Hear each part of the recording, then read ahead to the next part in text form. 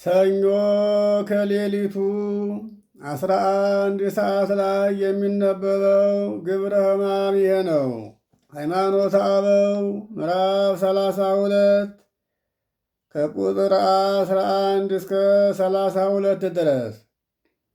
እኛ ግን ለጠቅላላ እውቀት የሆነን ዘንድ ከተራ ቁጥር 1 ጀምረን እናነበዋለን።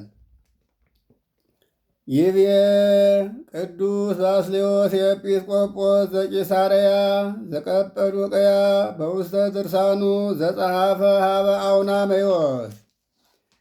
የቀጰዶቅያ ክፍል የምትሆን የቂሳርያው ኤጲስቆጶስ ቅዱስ ባስልዮስ ወደ አውናሜዎስ ጽፎ በሰደደው ድርሳኑ እንዲህ አለ። ተራ ቁጥር 2 እንዘ እብል እስመ ዘተብሔለ በእንተ እግዚእነ ኢየሱስ ክርስቶስ ውእቱ አምሳለ እግዚአብሔር ይተረጎም ከመ ውእቱ እምህላዌ መለኮቱ ለእግዚአብሔር ወይትማሰሎ ለእግዚአብሔር አቡሁ በበየ መለኮት ወበስነ ሂሩት በፍጹም ገጽ ወበመልክ። ስለ ጌታችን ስለ ኢየሱስ ክርስቶስ እግዚአብሔርን ይመስላል ተብሎ የተነገረው ከእግዚአብሔር ከባሕርየ መለኮቱ እንደተገኘ በአምላክነት ክብር በቸርነት ሥራ በፍጹም መልክ በፍጹም ገጽ አባቱን እግዚአብሔርን ይመስላል ተብሎ እንደተተረጎመ እኔ እናገራለሁ አምናለሁ አለ። ተራ ቁጥር 3 ወዘኢተብሔለ ከመ ውእቱ ለብሰ አምሳለ ገብረ ወዝንቱ ይተረጎም ከመ እግዚእ ሀደረ ውስተ ህላዌ ሰብ ወይቤ ከመዝ እስመ አርአያ ገጹ ለእግዚአብሔር ውእቱ ወናሁ ተአመነ በአካለ ህላዌ መለኮቱ ለወልድ ዘከመ አካለ ህላዌ መለኮቶሙ ለአብ ወለመንፈስ ቅዱስ። የተገዥን መልክ እንደለበሰ ማለት የሰውን ባህሪ እንዳደረገ የተነገረው ይህ እግዚአብሔር የሰውን ባህሪ ተዋሃደ ተብሎ ይተረጎማል አለ። እንዲህ አለ። እርሱ እግዚአብሔር አብን በመልክ የሚመስለው በባህሪ የሚተካከለው ነውና የወልድ የመለኮት ባህሪ አካል እንደ አብ እንደ መንፈስ ቅዱስ መለኮት ባህሪ አካል እንደሆነ እነሆ አመነ። ሐዋርያ ቅዱስ ጳውሎስ ለፊልጵስዩስ ሰዎች ምዕራፍ 2 ቁጥር 5 እስከ 8 ላይና ወደ ቆላስይስ በላከው መልእክቱ ምዕራፍ 2 ቁጥር 9 ላይ እና ዕብራውያን ምዕራፍ 1 ቁጥር 1 እስከ 3 ድረስ ሐዋርያው ጳውሎስ እንዳስተማረው የዮሐንስ ወንጌል ምዕራፍ 14 ቁጥር 8 እስከ 10 ላይም ስንመለከት ይህንኑ እናገኘዋለን። ተራ ቁጥር 4 ወካዕበ ይቤ ዝንቱ ቅዱስ ወውስተ መልእክቱ ሀበ አንቅሎሲስ። ሁለተኛ ወደ አንቅሎሲስ በላከው መልእክቱም ይህ ቅዱስ ባስልዮስ እንዲህ አለ። ተራ ቁጥር 5 ይደልወነ ናይምር ኅብረተ ተዋሕዶተ መለኮት ዘሰለስቱ አካላት ወናስተዋድድ በአሂብሮ ዘዚአሆሙ ወሐደ መለኮተ። የሦስቱን የሥላሴን አካላት መለኮት ፍጹም አንድነትን ልናውቅ ይገባናል አለ። የሦስቱን የሥላሴን አካላት የመለኮትን ፍጹም አንድነት ልናውቅ ይገባናል አለ።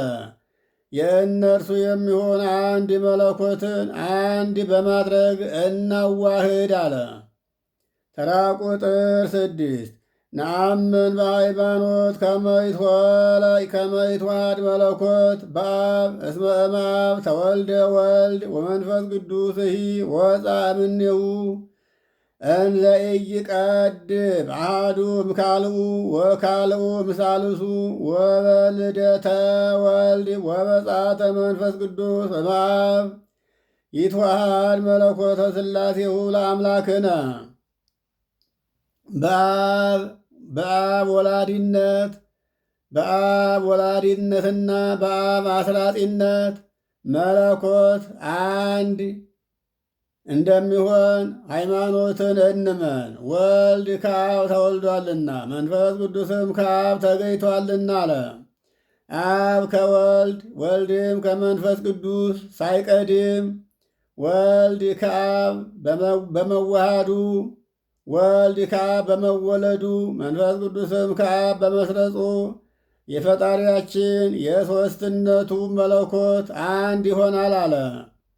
የሦስትነቱ መለኮት ማለት ሦስቱ አካላት ሦስት ሲሆኑ መለኮታቸው ባሕርያቸው ግን አንድ ነው አለ። ባሕርያቸው አንድ የመለኮት ግን ሦስት አካላት አሉት። በሦስት አካላት ላይ ጸንቶ ይኖራል። አካላትም ሦስት ሲሆኑ በአንድ የመለኮት በአንድ ባሕርይ ጸንተው ይኖራሉ አለ። አንድ ይሆናሉ። የፈጣሪያችን ተራ ቁጥር 7 ወከመ ዝንተአመን ተዋሕዶተ መለኮቱ ለእግዚአብሔር አምላክነ ወተስልስተ አካላቲሁ በፍጹም ገጻት ወመልክዓት የፈጣሪያችን የእግዚአብሔርን የባሕርዩን አንድነት በፍጹም ገጽ በፍጹም መልክ የአካሉን ሦስትነት እንዲህ እንመን አለ።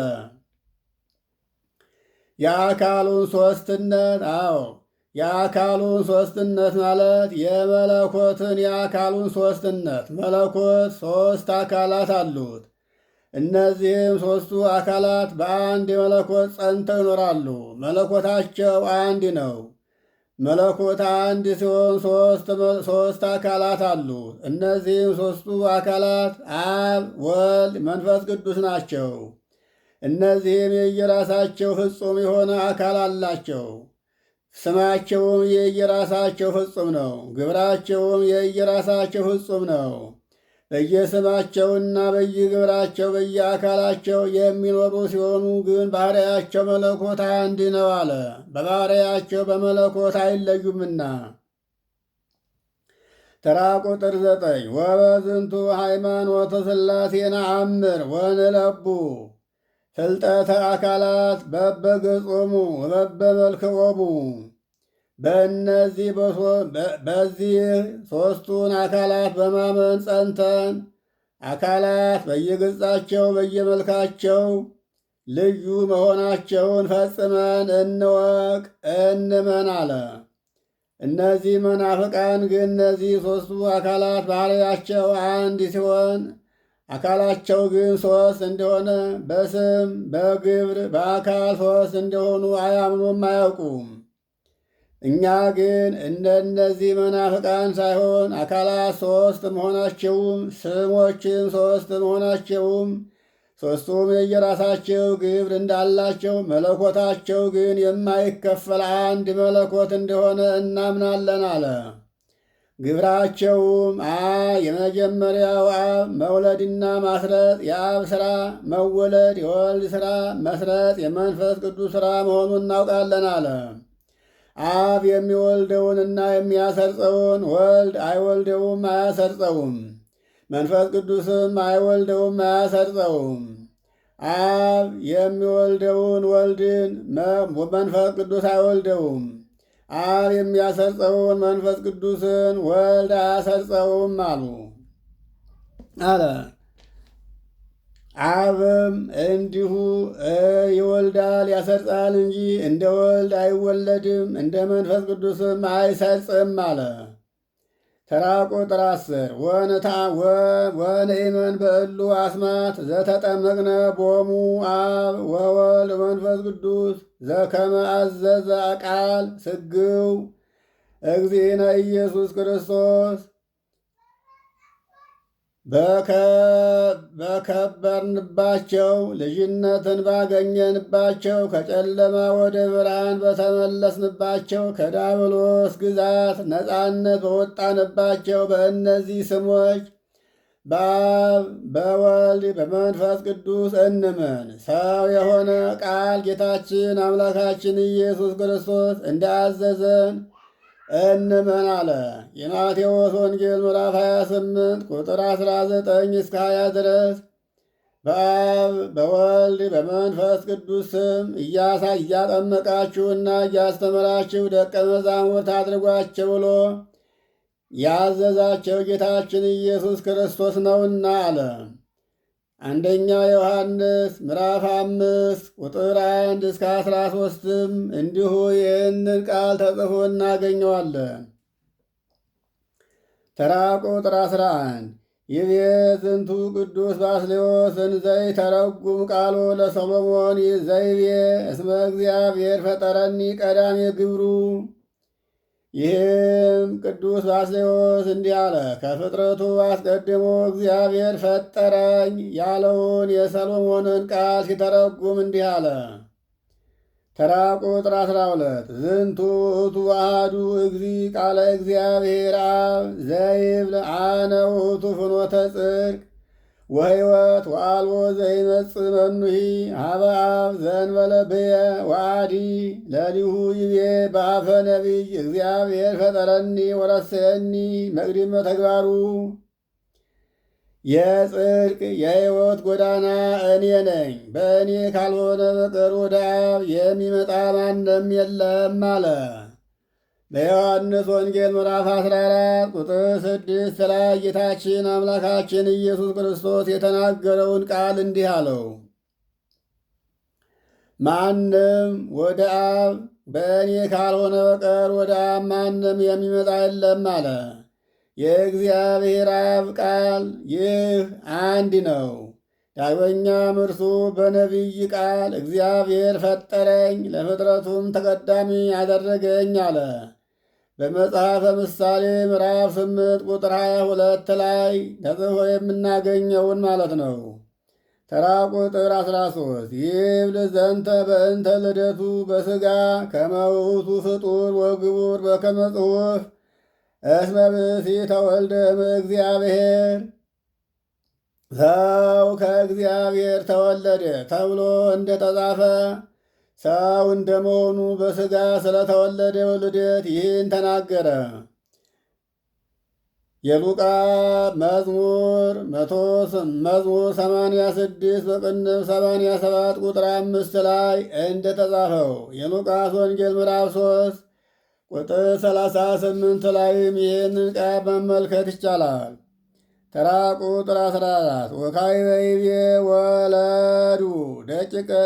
ወካዕበይቤ ወለዱ ደቂቀ ወአዋልደ ወዳዊትሂ ይብል ልበ ንጽዋ ፍጥር ሊተ እግዚኦ ወኢሐሰሰ ምንተኒ ዘእንበለ ዳእሙ ነጻ ልብ ዋዲ ይብል መንፈሰ ርቱዐ ሐዲስ ውስተ ከርሥየ ወይዘከረ ካልአ ፍጥረተ እለሰ ተፈጥሩ ይእዜ ሐዲሳነ እሙንቱ ሃለው በምግባር ርቱዕ።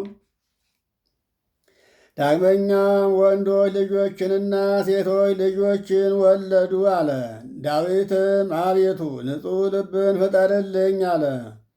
ሌላ ልብን ፍጠርልኝ አላለም እንጂ ንጹሕ ልብን ፍጠርልኝ አለ።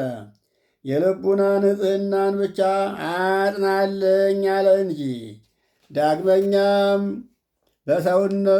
በሰውነቴ ያለ የቀና አእምሮን አድስልኝ አለ እንጂ ሌላ ልብ ፍጠርልኝ አላለም። ዛሬ ሐዲስ ሆነው የተፈጠሩ እኒህ በቀና ምግባር ጸንተው ይኖራሉ። ኦሪት ዘፍጥረት ምዕራፍ 5 ቁጥር 4 ላይና መዝሙር 51 መዝሙር 50 በቅንፍ 51 ላይ ቁጥር 10 ላይ እንደተጻፈው ተራ ቁጥር 15 ይደሉ ይትበሃል ዝንቱ ትርጓሜ በእንተ ትስብእቱ ለመድኅን እስመ ፍጡር ውእቱ ወአኮ በእንተ መለኮቱ። ይህንን ትርጓሜ መድኅን ቃል ሰው ስለመሆኑ ሊነገር ይገባል አለ። ሥጋ ፍጡር ስለሆነ ስለ መለኮቱ ግን ሊነገር አይገባም አለ።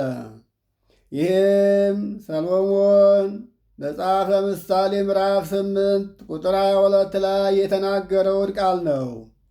ተራ ቁጥር 16 ወሰሎሞንኒ ተናገረ ዘንተ በእንተ ጥበብ ዛለዋ ታስተሪ በሥጋ ወለዛቲኒ ዘከራ ጳውሎስ ሐዋርያን ዘይብል እስመ በጥበቡ ለእግዚአብሔር ዘኢያእምሮ ዓለም በጥበቡ ሰሎሞን በሥጋ ትገለጽ ዘንድ ስለ አላት ጥበብ ይህችውም አካላዊ ቃል ጌታችን አምላካችን ኢየሱስ ክርስቶስን ነው። ሰሎሞን በሥጋ ትገለጽ ዘንድ ስለ አላት ጥበብ ይህን ተናገረ። ይህችንም ጥበብ ሐዋርያ ቅዱስ ጳውሎስ ጠቅሶ ተናግሯታል እንዲህ ሲል ሰው በማያውቀው በእግዚአብሔር ጥበብ ብሎ አንደኛ ቆሮንቶስ ምዕራፍ 1 ቁጥር 1 ላይ ለቆሮንቶስ ጽፎታል። ይህም ሰው በማያውቀው ጥበብ ማለት ሰው የማያውቀው ጥበብ ጌታችን አምላካችን ኢየሱስ ክርስቶስ ወደዚህ ዓለም መጥቶ ሥጋ የለበሰው ጥበብ ነው። ይህንን ጥበብ ሰው ከመሆኑ አስቀድሞ ሰዎች አያውቁትም ነበር። አሁንም ይህን ጥበብ የተረዱት ያወቁት ጥቂቶች ናቸው እንጂ ዓለም ግን ፈጽሞ አላወቀውም፣ አልተረዳውም። አንደኛ ቆሮንቶስ ምዕራፍ 1 ቁጥር 21 ላይ ተራ ቁጥር 17 እስመ ዝንቱ ነገር ዘተናገረ ሰሎሞን ውስተ ነገረ ሥላሴ ወምሳሌሂ ተዛውኦ ውእቱ አኮ ከመ ነገረ ትንቢት። ሰሎሞን የተናገረው ይህ ነገር በአንቀጸ ምሳሌ ያለ ነውና ምሳሌም ንግግር ነው፣ እንደ ትንቢት ነገር አይደለም። ተራ ቁጥር 18 እመሰለ ሊሁ ወልደ እግዚአብሔር ይቤ እስመ እግዚአብሔር ፈጠረኒ ለምንትኑ ይትመለክ እንከ እስመ ብሂለ ወለደኒ ይተረጎም በወልደ እግዚአብሔር ወብሂለ ፈጠረኒ በእንተ ትስብእቱ። እርሱ የእግዚአብሔር ልጅ እግዚአብሔር ፈጠረኝ ካለ እንግዳውስ ለምን አምላክ ይባላል ቢሉ ወለደኝ ማለት የእግዚአብሔር ልጅ ስለመሆኑ ፈጠረኝ ማለትም ሰው ስለመሆኑ ይተረጎማልና አለ። ጌታችን አምላካችን ኢየሱስ ክርስቶስን በተመለከተ አስቀድሞ ጥበበኛው ሰሎሞን ሲናገር ሰው ስለመሆኑ ሥጋን በመልበሱ በድንግል ማርያም ማኅፀን ፈጥሮ ስለተዋሃደው ነፍስና ሥጋ ፈጠረኝ አለ እንጂ ፈጠረኝ ማለቱ ስለ መለኮቱ አይደለምና አለ። በመለኮቱ ቀዳማዊ አምላክ ነው፣ የአምላክ ልጅም አምላክ ነው። ሥጋን በመልበሱ ግን ስለተዋሃደው ሥጋ ፈጠረኝ ማለቱ ስለ ሥጋ ነው እንጂ ስለ መለኮቱ አይደለም ያለውን ቅዱስ ባስልዮስ እንዳድርጎ ገለጠው፣ ተረጎመው። የዮሐንስ ወንጌል ምዕራፍ 1 ቁጥር 14 ላይ እና የዮሐንስ ወንጌል ምዕራፍ 5 ቁጥር 27 ላይ ተጽፎ እንደምናገኘው መጽሐፈ ምሳሌ ምዕራፍ 8 ቁጥር 22 እስከ 4 ድረስ ተራ ቁጥር 19 ወይንሬስዮ ለዝንቱ ወልድ ዋሕድ ክልኤተ ወይንቤ ከመ መለኮት በህላዊሁ ወትስብእትሂ በህላዊሁ አላ ንቤ አሐዱ ህላዌ ወአሐዱ አካል። ይህንን አንድ ወልድን ሁለት አካል ሁለት ባሕሪ አንለውም። መለኮት በገንዘቡ አካል በራሱ አካል በመለኮት ማለት ነው። መለኮት በገንዘቡ አካል በገንዘቡ ባሕሪ ትስብእትም በገንዘቡ አካል በገንዘቡ ባሕሪ ልዩ እንደሆነ አንናገርም አለ። መለኮትና ሥጋ አንድ አካል ሆነዋልና ተዋህደዋልና አንድ አምላክ አንድ ሰው ብለን እንጂ ሁለት ብለን አናምንም አለ። ቀድሞ መለኮት በባሕሪው አንድ ባሕሪ ነበረ፣ ሥጋም በባሕሪው አንድ ሰው ነበረ። ቀድሞ ሁለት ባሕሪ የነበሩት አሁን ግን በተዋህዶ አንድ ሆነዋልና ወደ ሁለት አንከፍላቸውም አለ። አንደኛ ቆሮንቶስ በገንዘቡ ባሕሪ ልዩ እንደሆነ አንናገርም አለ። አንድ አካል አንድ ባሕሪ ነው ብለን እናምናለን እንጂ አለ። አንደኛ ቆሮንቶስ ምዕራፍ 8 ቁጥር 6 ላይና ሁለተኛ ቆሮንቶስ ምዕራፍ 5 ቁጥር 14 ላይ ሐዋርያው ጳውሎስ እንዳስተማረው። ተራ ቁጥር 20 ወጴጥሮስኒ ዘከረ ክልኤተ ህላዌ አላ አምነ ወይቤ እስመ ክርስቶስ ሐመ በሥጋ በእንቲአነ። ሐዋርያው ቅዱስ ጴጥሮስም ሁለት አካል ሁለት ባሕሪ ብሎ አልተናገረም። አንድ አካል አንድ ባሕሪ እንደሆነ አምኖ ክርስቶስ ስለ እኛ በሥጋ ታመመ ሞተ አለ እንጂ። አንደኛ ጴጥሮስ ምዕራፍ 2 ቁጥር 21 እስከ 25 ድረስ ተጽፎ እንደምናገኘው። ተራ ቁጥር 21 ወአዲ በእንተ ልደቱ በሥጋ አብሰሮሙ መልአክ ለኖሎት እንዘይብል ናሁ ተወልደ ለክሙ ዮም መድኅን ዘውእቱ ክርስቶስ እግዚእ። ዳግመኛ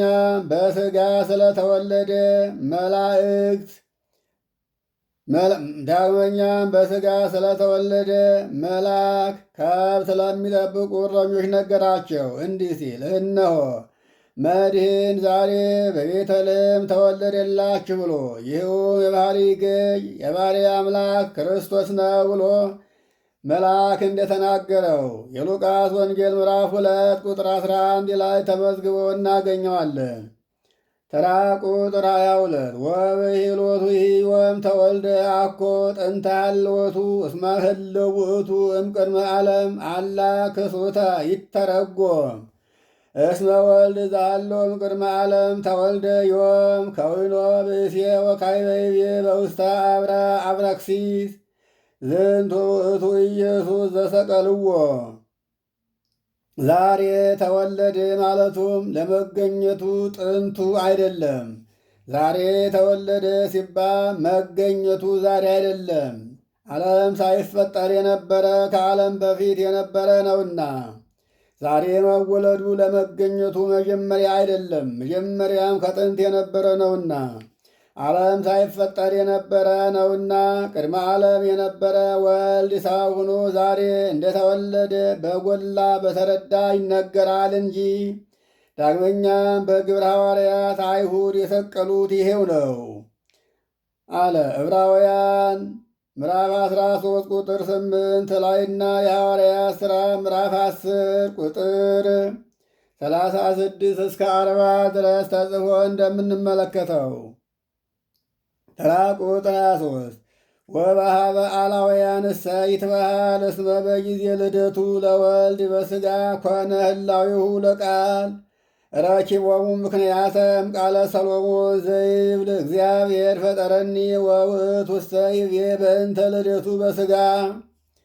በመናፍቃን ዘንድ ግን የቃል መገኘቱ ከማርያም ከተወለደ ጊዜ ጀምሮ እንደሆነ ይነገራል። እነዚህ ግን ቅድመ ዓለም የነበረ ይህን ዓለም የሠራ ለዚህ ዓለም ውበትን የሰጠ እሱ እንደሆነ ያልተረዱ ከድንግል ማርያም ወዲህ እንደተገኘ አድርገው ይናገራሉ።